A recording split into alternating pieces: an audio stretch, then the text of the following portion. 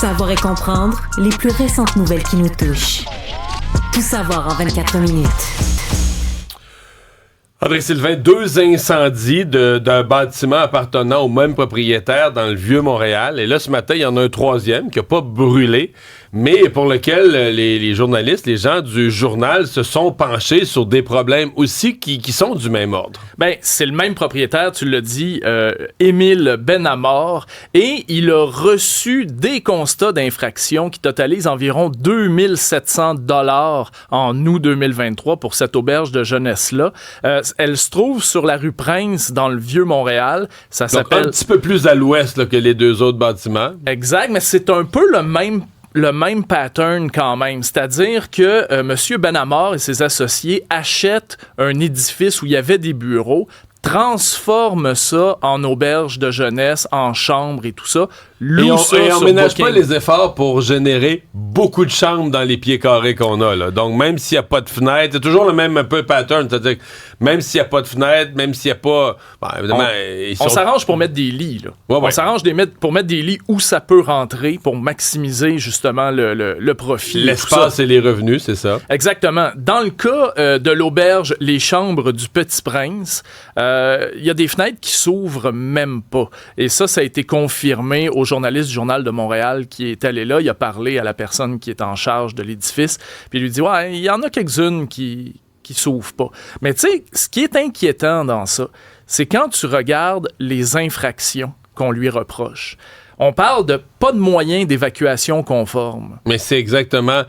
C'est-tu la jeune Charline Labonté? C'est exactement quand elle était au téléphone, ben, elle disait, regarde, il n'y a pas d'issue, là, j'ai pas de fenêtre, je suis pogné à l'intérieur, il n'y a pas d'issue. Fait que même si les pompiers sont sur place, ils peuvent pas venir avec l'échelle à la fenêtre, t'es coincé à l'intérieur. C'est ça, il n'y a pas de fenêtre, donc t'es coincé à l'intérieur. Si tu ouvres la seule issue, c'est la porte de l'appartement. Si tu l'ouvres, tu donnes sur un corridor qui est plein de feu, plein de fumée, qui est plus accessible. Et dans certains cas, qui est trop étroit en plus. Donc, tu sais, dans le mouvement, comme... Tu sais, la fumée, la panique et tout ça, tu te retrouves Il fait noir, tu étouffes, t'es en panique, tu peux pas sortir de là, tout simplement. Donc, cet édifice-là, sur la rue Prince, pas de moyens d'évacuation conformes. Les moyens d'évacuation sont en mauvais état. Ça, c'est une autre infraction. Séparation coupe-feu endommagée non réparée. Donc, même les éléments qui devraient normalement assurer la sécurité des gens sont déficients. Et enseigne pour vanne manquante, donc finalement les pompiers arrivent là puis ils savent pas où se brancher avec leur eau et tout ça.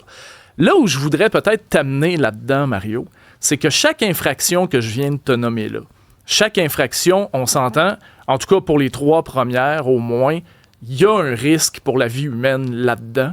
C'est 700 $ qu'il a reçu. Donc la somme de tout ce que tu viens de nous donner, c'est 2700 $ d'infraction. Oui, exactement. Mais chaque infraction, à mon avis, c'est du change pour lui. Là. Ben, quelqu'un qui achète des buildings à ce rythme-là, qui fait des revenus, qui loue des chambres... Et dans le Vieux-Montréal, en plus, là, on s'entend absolument, pour dire que... qui loue des chambres à fort prix, beaucoup de chambres générées par édifice. Mais ce que je trouve anormal, c'est qu'on donne un constat d'infraction, mais il faut qu'il y ait une conséquence en ce sens où il faut qu'il y ait une date limite de vous devez changer telle chose pour que ce soit sécuritaire, sinon vous opérez plus, non? Ben, je suis assez d'accord. Il y en a, mais ça reste qu'en bout de ligne, visiblement, ça n'a pas l'air de trop changer parce que les fenêtres s'ouvrent toujours pas. Donc, probablement que ce que tu fais, c'est que tu payes le 700 $, puis t'attends la prochaine visite, puis tu repayes l'autre amende. Et peut-être que la prochaine visite, ça viendra jamais, ou tard, ou loin dans le temps. Ou... Va savoir. Et le truc dans ça, par exemple, puis je pense qu'il va peut-être falloir poser cette question-là de plus en plus, c'est que, je te l'ai dit, Mario, c'est un édifice à bureaux qui a été transformé en Airbnb et en chambre. Mais ça, il y en aura de plus en plus parce que l'espace bureau a perdu beaucoup de valeur avec la pandémie, télétravail et autres. Là, partout, il y a de l'espace bureau qui va être transformé. Mais t'as absolument raison. Dans ce cas-ci, c'est pas du résidentiel, on va dire du logement, c'est du logement touristique. Exactement, sauf que la Ville de Montréal délivre un permis pour faire cette transformation-là. Donc, à part une petite visite qui coûte 2700 $ du service des incendies, on dirait que... Non, mais j'avoue que ce que t'amènes... Je te suis, là. J'avoue que ce que t'amènes est important parce que si c'est un édifice très, très vieux, puis qu'on dit qu'il est résidentiel depuis toujours, puis c'est vrai que c'est pas conforme, mais il y a du monde qui habite là, puis il faudrait rendre ça... Mais là, dans ce cas-ci, tu dis, OK, tu as transformé du bureau. Donc, tu as obtenu un permis pour transformer du bureau en résidentiel. Ça veut dire que la ville a approuvé ces permis-là. Exact. Tel quel. C'est du nouveau... Normalement, moi, ce que j'en sais... Je sais pas comment tu peux être non conforme avec un permis que tu viens d'obtenir. Il y a quelque chose de bizarre. Là. Ben, c'est ça la question. Qui a vérifié ce permis-là? C'est ça la question. Puis qui a autorisé... maladroite? Oui, mais qui a autorisé la construction de logements qui sont pas conformes en partant, là? C'est ça. C'est ça qui est la question. Qui marche. Ouais. Journée hier de manifestation, et il y en a plus en début de journée, c'était pas si mal, mais en fin de journée, il y en a qui ont mal tourné. On a vu plusieurs vitrines être cassées. Ouais, et de la peinture aussi envoyée sur certains commerces et des choses comme ça. Somme toute, Fadi Daguerre, le directeur du SPVM, dit « Regardez, ça s'est bien passé, assez dans le calme et tout ça. » Excuse-moi, mais ça en dit long sur ce à quoi il s'attendait. Là. Ça en dit long sur ses appréhensions, parce que je pense que pour le commun des mortels, tu vois des manifestations quand même assez violentes en ville, des gens avec des bâtons qui cassent plein de vitres, qui lancent de la peinture sur des bâtiments, de l'université McGill, sur le bien public. Moi, j'ai trouvé ça épouvantable. J'ai entendu Fadi Daguerre, c'est sûr que lui, tu dis, OK, lui, il s'attendait à beaucoup. Des gros affrontements avec les policiers. Il s'attendait à pire, là. Ben, Mario, il y avait pas seulement des policiers du SPVM, il y avait également des policiers de la Sûreté du Québec. Donc, tu sais, il y avait vraiment fait une espèce de blocus, là, dans le centre-ville pour s'assurer. En masse. Ben oui, pour éviter tous les débordements. Et comme tu l'as dit, il y a comme eu 2 manifestations. Il y en a eu une pro-israélienne qui s'est passée un peu plus sous le signe du recueillement et tout ça. Plutôt en journée. Mais il y avait une pro-palestinienne à la même heure, puis celle-là s'est déroulée quand même dans le calme. C'est celle de la fin de journée, là, celle à l'heure du souper là, qui a dégénéré. Exact. Et on avait notre collègue Alexandre Moranville-Ouellette qui a passé la journée quand même dans la préparation et les manifestations sur le terrain. Et lui rapportait quand même des vidéos où on voyait les gens pro-Palestine crier à l'intifada, dire que la guerre ne s'arrêtera jamais, se réjouir finalement de l'attaque du 7 octobre. Et sans nécessairement prendre parti pour un ou l'autre, je me demande si on ne devrait pas commencer à se questionner aussi sur l'apologie de cette journée-là, parce que c'est un peu ça qui s'est passé hier. C'est certain qu'on a déplacé la barre de ce qui est une manifestation pacifique. Là.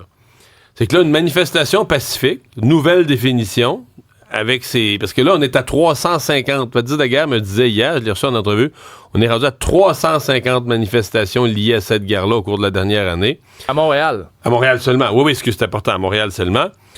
Et donc, on a déplacé la définition. Une manifestation pacifique, c'est quand il n'y a pas trop de vitrines de cassées, pas d'affrontement direct avec les policiers, pas de policiers blessés.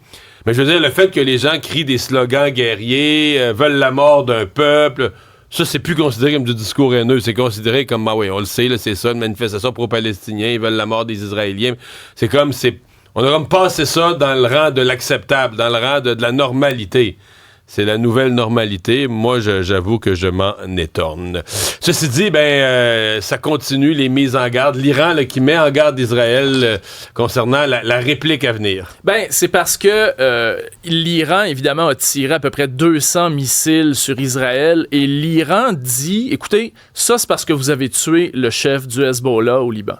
Donc, c'est un peu notre réplique. Un peu comme ils avaient fait au mois d'avril dernier, quand Israël avait frappé un bâtiment à Damas et c'était tout proche là, de l'ambassade iranienne là-bas. L'Iran avait lancé une attaque de drone sur Israël qui n'avait pas réellement fait de dommages. C'est parce qu'en Syrie, ils avaient tué un haut dirigeant iranien, l'armée israélienne. Oui, absolument. C'était la réplique. Mais c'est comme si l'Iran disait, je vais le dire en langage québécois, mais là, on est quitte. Là. Arrêtez, on est quitte. Ça. Alors que dans la vraie vie, Israël a été très clair, là, sans ambiguïté, qui vont répliquer. Ouais. Et je pense que ce que l'Iran craint, ça va être quoi l'ampleur des répliques? Là? Qu'est-ce qu'on pourrait détruire comme infrastructure militaire, de transport?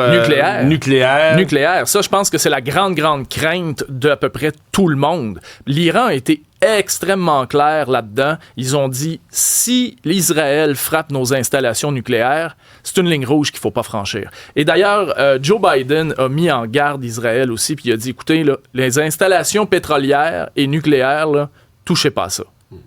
Il a mais envoyé le pétrole, le baril de pétrole a quasiment monté de 10$ comme depuis la dernière semaine, là. Je veux dire, cette région-là du monde étant au bord de la guerre, c'est assez pour créer de l'inquiétude sur la valeur du baril de pétrole. Bon, oui. Si, je m'excuse comme ça, juste te dire que hier, l'armée israélienne disait... On a vaincu le Hezbollah, il est décapité, merci, bonsoir. Parce qu'ils disent avoir assassiné un autre des hauts dirigeants. Ben, exactement. C'est ce qu'ils ont annoncé en ce moment. Ils ont assassiné le commandant du quartier général du Hezbollah. Donc, je voyais ce matin que le Hezbollah dit exactement le contraire. Dit non, nous, on va préparer des frappes sur le nord d'Israël. On va préparer des frappes qui sont sans précédent. Donc, le Hezbollah dit être en pleine forme, en capacité d'action. Il dit vrai. Une chose est sûre, c'est que le premier ministre israélien Benjamin Netanyahou a dit « Le 7 octobre va symboliser pour des générations le coup de notre renaissance et pour des générations, il démontrera notre détermination et la force de notre esprit. » Donc, esprit guerrier... Tant soit peu, disons. La Floride qui se prépare vraiment là, au pire, parce que plus les heures passent... Hier, à par ailleurs, tu nous disais Milton était de catégorie 3, en cours de journée, il était de catégorie 4, puis hier soir, il était rendu de catégorie 5. Ça monte à une vitesse là, effarante. Parce que les eaux sont chaudes, semble-t-il, dans le golfe. J'ai vu le film Tornade cet été, puis on dirait qu'on vit ça, là. Mais là, on se prépare à la fin du monde là, dans la région Tampa Bay. On se prépare à des vents en haut de 200 km/h. Ah, mon Dieu, tout à fait, là, près du 300 même. Là. Donc, la différence avec Hélène d'il y a 2 semaines, c'est que Hélène avait un peu longé la côte pour aller s'échouer dans les Carolines, nord de la Floride, Caroline et tout ça. Là, Milton, lui, il va carrément traverser la Floride. Donc, traverser la péninsule floridienne complètement. Donc, évidemment, tout le monde se prépare au pire. Les débris d'Hélène ne sont pas toujours ramassés non plus. Là. Le ménage n'est pas fini. Donc, là, qu'est-ce qui va arriver avec ça? Le gouverneur de DeSantis a donné ordre, là, jour et nuit, s'il faut, col bleu, avec l'aide des bénévoles. Il n'y a plus de règles syndicales qui tiennent. Il faut ramasser les débris parce qu'il dit chaque débris qui est resté d'Hélène va devenir à 200 km/h de vent, va devenir un projectile qui va aller casser des vitres, tuer du monde. Il faut plus qu'il y ait d'objets là, abandonnés ou de débris qui traînent dans le décor. Fait qu'il faut tout ramasser, mais là, il reste 24 heures à peu près. Parce qu'on dit que ça va frapper demain en fin de journée, peut-être. Ouais, mercredi soir, normalement. Tout le monde se prépare. Les vitrines sont barricadées, tout ça. Et évidemment, les snowbirds québécois qui s'en vont là-bas. Là, je sais pas c'est quoi la proportion. La grande majorité sont pas dans cette région-là. Là, sont Fort Lauderdale, Miami, côte est, côte sud-est. Là. Mais il y en a quand même, je pense qu'il y en a de plus en plus là, qui sont dans la région côte ouest, Tampa Bay. Chose certaine, mettons, tu veux pas tirer ta roulotte avec des vents comme ça, même si t'es un petit peu plus éloigné. Là. C'est que les snowbirds, il y en a qui choisissent leur date, qui sont dans une maison, qui choisissent leur date de départ, mais t'as quand même... On oublie que tu as des gens dont la vie, c'est camping au Québec, camping en Floride. C'est-à-dire qu'ils n'ont plus de résidence fixe. Là. C'est camping au Québec l'été. Et quand les campings ferment, quelque part dans ces dates-ci, autour de l'Action de grâce, les campings ferment carrément au Québec, là, il faut qu'ils décollent. Faut que tu décolles, là. Faut qu'ils décollent. Donc, eux autres, ils n'ont pas vraiment le choix, même si les autorités leur disent, écoutez, là, restez un peu encore au Québec, là, puis vous partirez un peu plus tard, dans quelques jours, quand ça sera fini. Moi, je pense que t'es mieux de t'installer temporaire quelque part dans un motel sur le bord de la 20 au Québec que d'aller te foutre en Floride cette semaine. Là. Ouais, ça sera pas la place à être, mettons. On va surveiller tout ça. J'ai vu que les avis d'évacuation là, sont quand même très, très larges là-bas. Ron DeSantis a décrété l'état d'urgence là, pour la plupart des comtés de Floride. Nouvelle série, Isabelle? Ça va faire jaser. Série qui sera disponible à compter de jeudi sur tout.tv. Si vous n'avez pas envie de payer l'extra, sachez qu'en janvier, ce sera disponible sur la chaîne de Radio-Canada. Veille sur moi, c'est la nouvelle série avec Guylaine Tremblay et Pascal Renaud-Hébert. C'est une histoire, d'ailleurs, une idée de Guylaine Tremblay qui raconte le combat d'une grand-mère pour la garde de son petit-fils Zach. Et on a la chance de l'avoir avec nous ce matin, Guylaine Tremblay. Merci beaucoup d'avoir accepté l'invitation si tôt ce matin. Je suis déjà levé, moi. Ah, c'est bien ça. Juste pour vous mettre dans l'ambiance, on va écouter un petit extrait de la bande-annonce. Corinne, il y a 3 ans, t'as débarqué chez nous, fait à l'os, puis tu m'as demandé de garder le petit pour la journée, puis j'ai eu de tes nouvelles 6 mois après. J'étais pas capable de m'en occuper de Zach. Tu me Reconnais-tu? C'est maman. Je suis revenue. Et pour combien de temps? Toujours. Je pense pas que c'est une bonne idée. À chaque fois qu'elle revient, tu y crois, puis à chaque fois qu'elle repart, ça te met à terre. Guylaine Tremblay, qu'est-ce qui vous a donné l'envie de créer, de penser cette série-là, justement, de mettre à jour cette famille modeste qui s'aime beaucoup, mais qu'on voit que c'est pas nécessairement facile, ce lien d'amour entre cette mère et sa fille?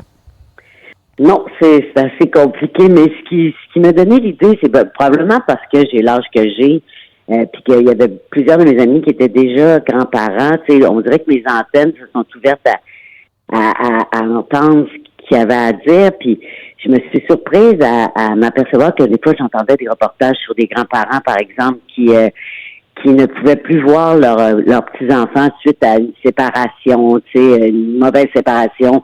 Le fils ne veut plus que les enfants voient les grands-parents, et je me souviens d'un couple en pleurs qui disait nos petits-fils de 7 ans et 10 ans qu'on adore, on peut plus les voir, on n'a pas le droit de visite, on sait pas quoi faire.